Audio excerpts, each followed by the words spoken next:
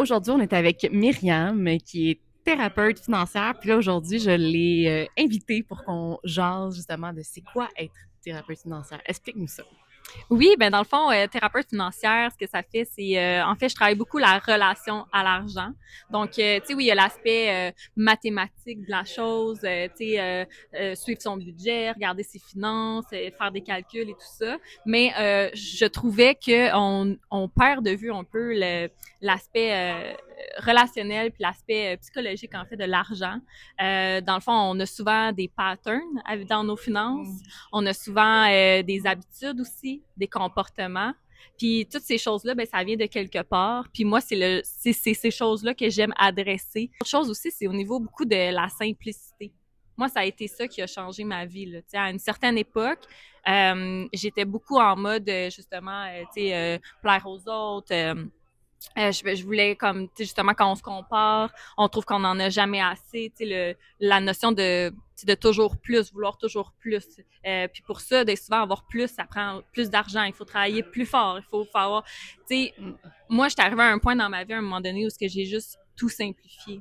Tu as le contrôle sur ce que tu peux changer et il y a l'option que malheureusement, tu ne peux pas changer. On la connaît tous.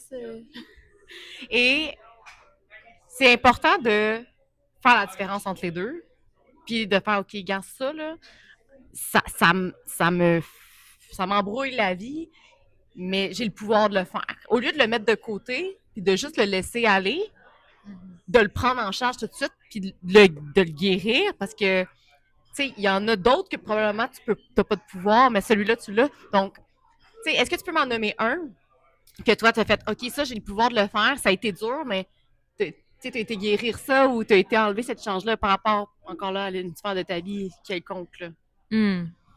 Mais ça revient encore un peu à la consommation OK? et tout ça, mais tu sais moi ça a été un gros move dans ma vie de me séparer. Moi, ma première relation de couple, tu sais ça a quand même duré un certain temps, puis je me réalisais avec les années qui passaient que on n'avait pas les mêmes priorités, tu sais, les mêmes envies au niveau de notre gestion, de notre environnement, de la quantité de choses qu'on pouvait posséder justement et tout ça. Mm. Puis ça a fini par clasher, tu sais. Puis c'était une grosse décision, tu sais, de quitter une relation aussi longue, mais en même temps, moi, je me sentais désalignée là-dedans. Tu sais, j'étais comme, ouais, mais moi, j'ai pas besoin d'autant de choses pour être heureuse, tu sais. Puis en plus, ben, tu sais, est-ce que j'étais épanouie dans ma relation de couple? La réponse c'était non, tu sais. Mais c'était J'imagine. un gros move. Puis Quand même, c'est ça toujours. souvent, on pense pas à l'impact que ça a l'environnement dans lequel on baigne. Tu sais. Mm. Les gens qui sont autour de nous, les habitudes des autres.